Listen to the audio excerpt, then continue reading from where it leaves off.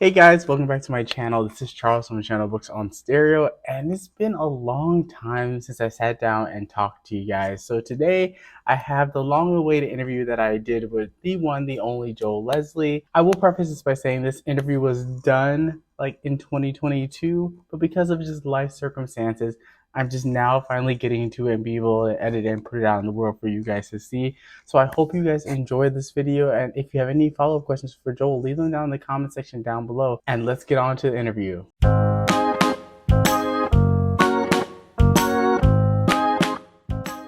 Hello everyone, welcome back to my channel. This is Charles from the channel Books on Stereo. I have one of my favorite narrators here today on my channel. I have the one, the only Joel Leslie. How are you doing today? I'm great. Thank you so much for asking me to be here. I'm really excited. And I'm so excited to be talking to you today as well because like your snarky British accent and some of the audiobooks that you do is legendary. I was like, anytime Oh, I see an author give you that, I'm like, oh yes.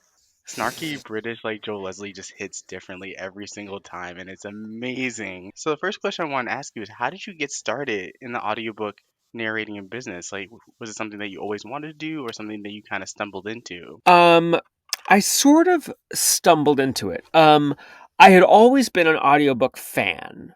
I listened a lot. But then I was my husband and I were running a theater company, um, and that we sort of started ourselves. And in the middle of it in Indiana, we moved there kind of sight unseen to start this company, and we gave it 10 years of our life, and it was not working out the way we wanted to. We were very happy with the artistic product, but we were not happy with our lives. Socially, politically, it was financially, it was a real struggle. Um, and we kind of needed to transition out. And I happened to be friends with someone who I've known since I was like 16, because we grew up in the same place. I'm from Bermuda, which is a British Commonwealth, and she is too. Her name is Beverly Crick, and she's an amazing narrator. And she said to me, why don't you try this? Um, and so I went on to ACX, as most people do, which is kind of the Tinder of audiobooks, to match people up with indie authors. And then uh, got very lucky and started getting work straight away. And because of where I grew up, I have this weird, my parents are American, but I grew up entirely surrounded by people from all over the British Isles. So I grew up with this weird skill set of dialect skill and an authentic kind of mix of British and American. My American accent is a little bit learned. When I went to college, I had to standardize it. Um, so I had this weird skill set that just proved marketable, and it just took off, and I was very, very lucky. So how did you find your way into the romance? Specifically, was it something that you immediately just went to, or you kind of like did a bunch of other different genres before kind of landing Um, in romance? I sort of fell into it because that was among, I think a sort of an LGBT mystery romance series was, I think, the second thing I ever auditioned for and then got. Um, and that actually did really, really well, and then started getting me a name. And I just started, working with some publishers that specialized in that. And then larger publishers realized that was a good way to use me. And it just sort of happened that way. It wasn't something I was pursuing, but it just sort of came my way. Do you want to do any other genres outside of romance a little bit more? Because I know you do a lot of MM or LGBT romance. Are there any other genres that you're kind of hankering to kind of do a little bit more of? Yeah, absolutely. I mean, I record the LGBT stuff as Joel Leslie, which is my middle name, and then as Joel Frumkin, I record the other stuff. And it's not a case of keeping a secret pseudonym or anything. It's just a case of branding, so that people who want the LGBT stuff know to go to they can find the queer stuff there with that name. But I really I love doing classics. I love doing YA, and I really like doing middle grade. And I've started to get more and more of that. Um, but but yeah, romance is definitely the bread and butter. But I enjoy doing, most things. Um, Literary fiction set in like the middle of the United States that's very tricky for me. Mhm. Um, I'm not great with like Midwestern accents and that kind of thing, so I sort of tend to not and like super super like alpha male books. I don't go for those. But other than that, I'm happy in most genres. And I also was really curious, like, take us into your recording process. I know like each narrator has like a different process that they follow when they get a book to when they hit the studio. Can you kind of walk us through like what your process is from when you first get the manuscript up until when you record in the studio? Sure. You You always have to read the book first, of course. Um, and I have a series of search words that I use that I'll do like a search the document for to bring that'll usually identify any potential trouble areas or voice descriptors. So I'll like search the word voice, I'll search the word accent, I'll search the word dialect, I'll search brogue, deep, growl, uh, drawl. I've got a bunch of them that will sort of usually grab voice descriptors that will sort of get buried in a book that you might miss Mhm. as you're doing your read through, because sometimes authors weirdly will want to put those very pertinent and important vocal descriptors like 3/4 of the way or towards the end of the book. um, and they can sort of bite you in the butt if you've been sort of scanning the not scanning, but if you've been, you know, as you get to like page 300, you kind of know where the book is going, and you're not you read the way you start reading the book the way a reader would rather than the way a narrator would, if that makes sense, as you get farther and farther Mhm. along in the book. um, and sometimes you can miss things. If it's an independent title, I try to work directly with the author and I send them a very detailed list of questions about the characters for them, if they will if they're willing to fill it out for me, asking level of education, where the character is from. I asked them who they would celebrity cast as the character. I asked them what kind of animal they think the character. I asked them what their Patronus would be. A lot of weird, adjective. I asked them for 3 adjectives the character would use to describe they would use to describe them. Things that help me really get in the head of the author, um, which can be very useful. If I'm working with a publisher, I will often ask them if the author has any input, any character guidance. But a lot of the times you don't get that luxury and you are kind of flying by the seat of your pants. So it all comes from the pre read and the prep. And, I'll always try to cast in my head a very clear image of who each character is. I like to kind of see it unfolding as a movie in my mind. And that's how I'll tend to work. So that's my basic prep process. Do you ever find, I know with so many audiobooks coming down the pipeline, do you ever have to overlap in terms of like recording schedules? Like, have you been working on like multiple books all at once, or do you keep it pretty much like one book at a time that you're working on? I try to avoid it as much as possible. You always end up getting corrections back from the publisher or the author or whatever. The pickups that you have to do where you need to fix stuff that you've made a mistake or misread. Um, you always have to do those in the middle of recording another book because some time has always lapsed. But in terms of actually recording multiple books at once, the only time I usually end up having to split stuff up like that is if a publisher comes to me and they have a very short deadline. So if I've had other books scheduled sort of in a general space and they say, "Can you fit this in?"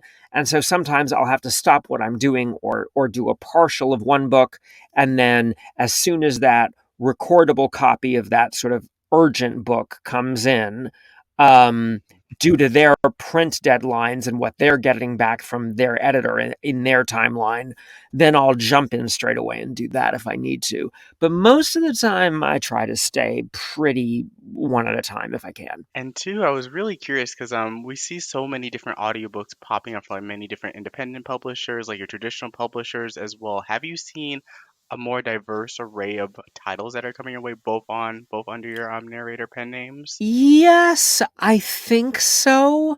I mean, it's tricky. The independent market and Kindle has changed everything, obviously, in terms of, you know, gatekeeping for publishing no longer really exists. If people want to get their book out there, they can.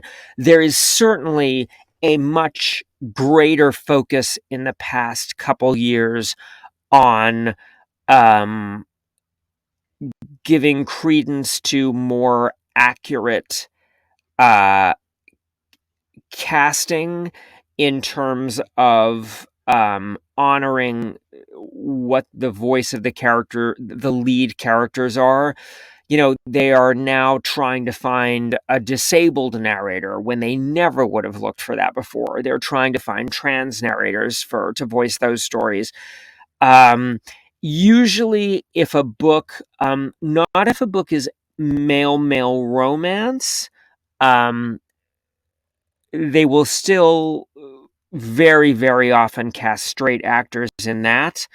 But if it is a queer written book, and if it's a queer written book or it's about the queer experience, versus kind of the fantasy world of romance, they will try and get a queer narrator to do it, which is great. So yeah, and certainly there is a huge push for greater diversity in what's being published and who is narrating those newly prioritized representative books. So yeah, there has been a shift. Do you find that since you're such an established name in the audiobook industry, do you find that authors like write with your voice in mind if they know you're going to narrate the book? I wouldn't say that happens as much when they're starting a set of stories, but if you're their narrator after you've done like one or two of the books in a series, or if you've worked with an author a lot, they definitely start writing with your voice in mind, or they start hearing your voice as the voice of the characters. Um, and sometimes that even can affect how they write the characters. I know I've heard from certain authors that, not to a crazy degree, but the way the vocabulary the vocabulary they would use and the sort of idioms they would choose to give characters shifted a little bit because of the way that I brought that character to life in their imagination, and they liked it and were like, "Oh, okay, I now have a stronger, clearer vision of who this person is." So, yeah, the sort of the two muses kind of can marry and obviously influence each other. But I don't think, I think it's rare that an author that I haven't worked with doesn't usually guess I'm going to be narrating their book.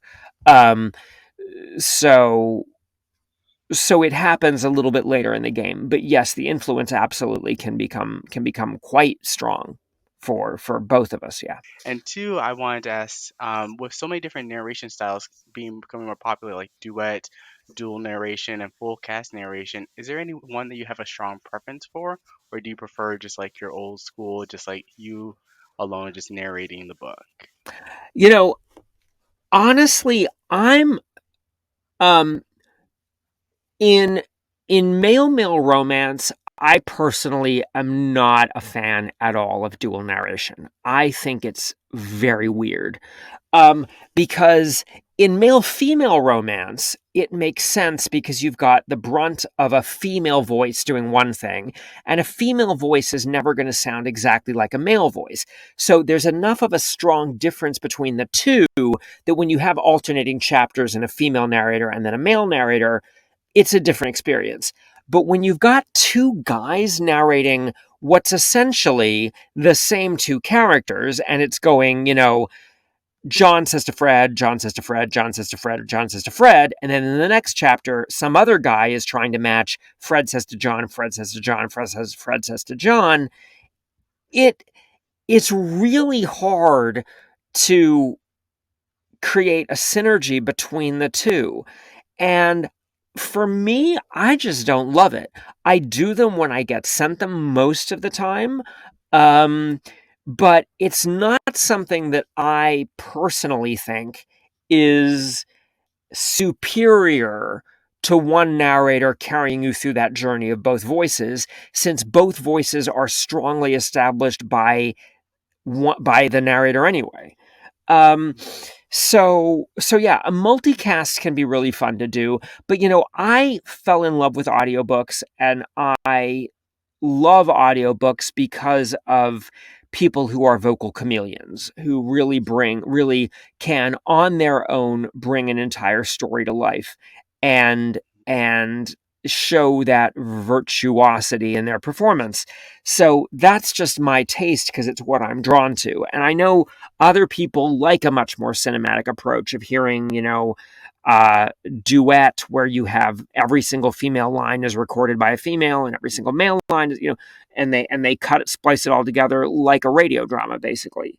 And some people love it, so to each their own. But it's not what made me fall in love with audiobooks. And two, I wanted to ask, how do you, like, I know the audiobook industry has definitely changed over the past couple of years, especially with more narrators getting on social media and narrators themselves becoming a really important factor in whether or not a reader decides to pick up a book or whether an author decides to go with a certain narrator.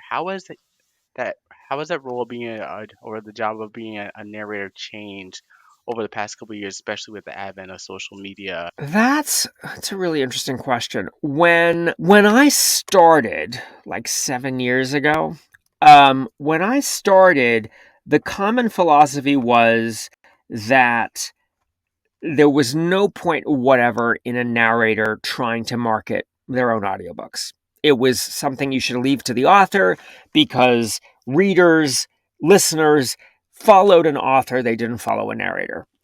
And then, certainly in the romance world, that has changed, and there are, you know, narrators who have a very strong avid following, and people will buy books because that person is narrating them.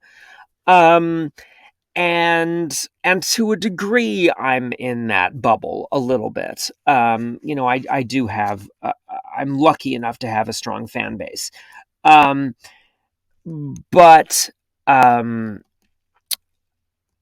I think that it has become much more important for a narrator to engage with their listeners, engage with their authors on social media, to it's certainly a way that authors find you. Um, it's certainly a way that authors gain confidence deciding to choose you to narrate their book when they see that online presence may be an additional push for them in terms of sales. Um, so, I know that there are certain narrators out there that get work because people see how well they promote the stuff they're doing. Um, and there are some people that have really like Natalie Naudus, and who have really become like big TikTok presences. And that's amazing. And it's great because it gives people a greater understanding of the art form and gives them a glimpse sort of behind the scenes of what we do and what we go through. And I think that's really nice. But I do think publishers are starting to pay attention to that as a factor in certain casting situations. If the person has a presence and a following on social media, will that be a valuable tool for them in marketing a book? So I do think it's something that's starting to come into play. Not to a massive degree, but I think it's certainly growing. And two, as an extension of that question, you kind of see a lot more audiobook narrators getting into the production side of the business and like setting up their own production companies. And so, what do you think about that trend as well? Right. I mean, I guess ACX has been around for 8 years now. So since the advent of ACX, that's been happening to a degree because with ACX, just so in case your listeners don't know, Amazon owns Audible, Audible owns ACX, and as I said, ACX is kind of like the Tinder of audiobooks. An independent author can go there and post auditions for narrators. Narrators audition on there, and then the title gets produced and sent through to Audible. So in that platform, the narrator has never just been the narrator. The narrator is referred to in the contract as the producer. So for about 8 years, that has been a big part of our job. What has started to happen is that a a lot of not a lot, but a number of narrators who were successful and were possibly getting more work than they could personally handle, or were creating very strong relationships with authors, would begin to, rather than say, I can't record this, you got to find somebody else, rather than do that, we're enterprising enough to say, well, let me produce this for you, and then would go about casting and get, etc. And so they were able to take a piece of that financial pie and not leave it on the table because they couldn't narrate it. So I think that's how a lot of these boutique audio publishing agencies that seem to specialize in, some of them specialize in romance, some of them in horror, et cetera, sort of began to happen. And then there are others that are sort of, have a particular focus on, lifting up, African American voices, for instance, or specializing in a genre or whatever. And that's great that there's a place where authors can go where they know that someone is looking after their particular um uh you know needs, and specializes in finding talent that excels in that genre. So but yeah, it's definitely um become a thing where narrators have very often shifted into running a producing business as well. And now I like to throw my curveball question that I ask all my narrator interviews and all my narrator interviews. In the past couple months, there's been this whole discussion on whether AI narrated audiobooks could supplant human narrated audiobooks. And I was really curious to hear your thoughts on that whole topic of discussion that's been going on for the past couple of months. I think it is going to happen for certain kinds of titles, and certain levels of books on the publishing hierarchy. I don't ever think it's going to match up to the level of what a human being can bring, because a computer is not going to find subtext. They're not going to find humor. They're not going to bring you character voices. They're not going to bring you dialects and accents necessarily, um, in the same narrator's voice.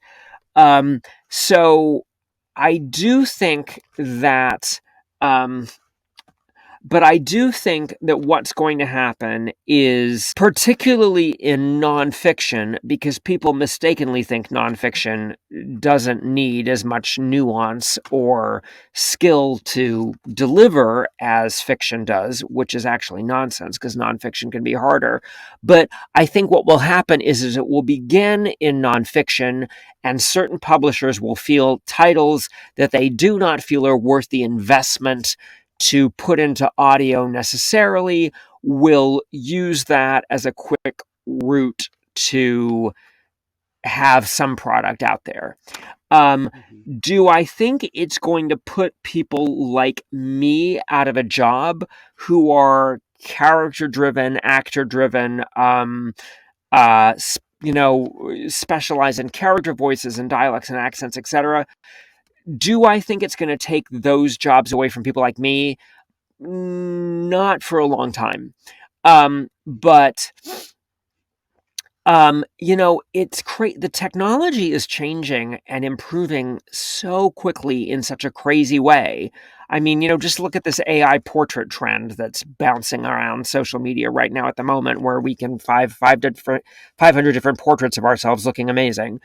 Um, it's there's things that are going to be done that we don't like, and at some point we're going to come up against the similar thing that musicians faced when Broadway pits started using keyboards to replace stringed instruments and things like that. It's going to happen to some degree.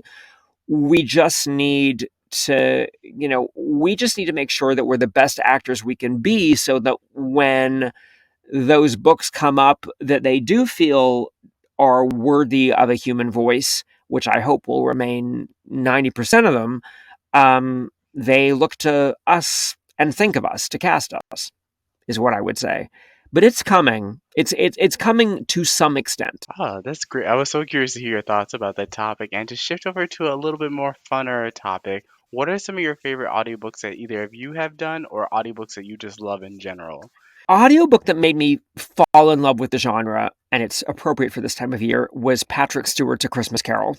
Um, even though I've recorded A Christmas Carol myself, and it's on Audible, so you should listen to that version instead. Wait, what?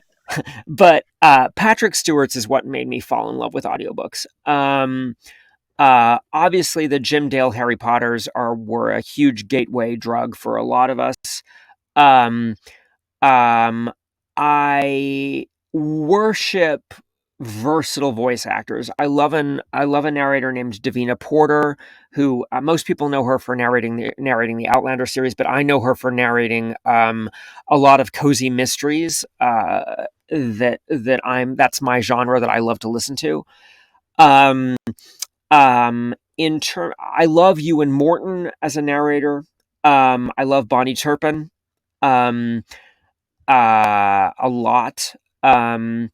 And As in terms of my own stuff, um, uh, the I think one of my favorite books that I've ever done is called The Astonishing Life of August March, which is this big, sprawling American comic novel about a boy who is an orphan boy who is raised in a Broadway theater, and it's very funny, written by an amazing queer author. It's not a gay story, but the author is just brilliant. It was a joy to do. I won a lot of awards for it, and I'm very proud of that. I recently did David Copperfield, and it's something that I was really, really proud of. Um, if someone is looking for sort of a beginner's foray into male romance, I always tell them The Weight of It All by N.R. Walker is really charming and really funny, and a lot of people can relate to that book. Um, I think those are and then if if they want to try something that they think this is going to be weird as hell, and why the hell am I going to try this? The biggest surprise book I think I've ever had it's called the Pike series, Pykh, by Eileen Glass. And it's about a series. It's about uh, giant humanoid cats in space that end up in a relationship with a human astronaut. And it sounds so ridiculous. The blurb is laugh out loud, crazy cheesy when you read the blurb on the book. Um, the cover art is ridiculous, but they are one of the most beautiful, nuanced sets of characters I've ever done. So it's one of those things that I always tell people, you have to listen to this book, even though it sounds like you're going to hate it. So that would be kind of one of my if you're looking for like something crazy that you would never normally listen to, They're really, in terms of male romance goes, they're delightful. So those would be my biggies, I think. My second to last question, can you share a little bit about any of the upcoming projects? I know you have to be tight-lipped about most things that are coming out for you in the future, but is there anything that you can share? I have a couple new Lily Morton romances, and people love her work, justifiably so. I have a couple new ones coming out very soon. One just released, um, and one just released called Spring Strings. I have a Christmas one coming out that we hope will be out by Christmas, called On a Midnight Clear. I'm recording another book for Harper by Ali Taryn called Liar City that people love her work. She wrote Proper Scoundrels and some other stuff that is really cool. Um, I'm doing right now. I'm recording a gay mystery series. I wouldn't. It's not a romance, but it's got a gay hero, sort of detective story. That's really neat. It's called Desert Getaway, and I'm really enjoying it. That's for Tantor. So those I think are the ones that are coming up in the next couple weeks. That are worth looking out for. So yeah. Ah, there's a lot coming from you. I need to already stock up on my credits because I feel like I'm going to be spending them like hotcakes. But my final question to wrap us up is where can we all find you? What are all your social media links? I'll link them down below for anyone watching this video, but where can we all find you on the on the social internet, social networks, I should say? Um, I'm at Joel Leslie Frumpkin on Facebook. I have a Facebook fan group, which is really fun. It's got like over 1,000 members, called Joel's Junkies on Facebook. On TikTok, and I would love it if you followed me on TikTok. It's Joel Leslie Frumpkin, Froomkin, and on Twitter, as long as it exists still, it's Joel Leslie Fro. So those are the big ones. Yeah. Hey, sounds good. Thank you so much, Joel, for coming on my channel. It's been absolutely a pleasure getting to talk to you, getting to pick your brain a little bit about your Thank career and some you. of the audiobooks they have coming up. So I really appreciate you coming on my channel to talk to me. Awesome. Well, I was delighted to be asked. Thank you so much. Thank you for being such a great listener. We need you. Thank We you for, appreciate you. and thank you Awesome. guys all so much for watching this video. I'll catch you guys with a brand new video. Bye, everyone. Bye.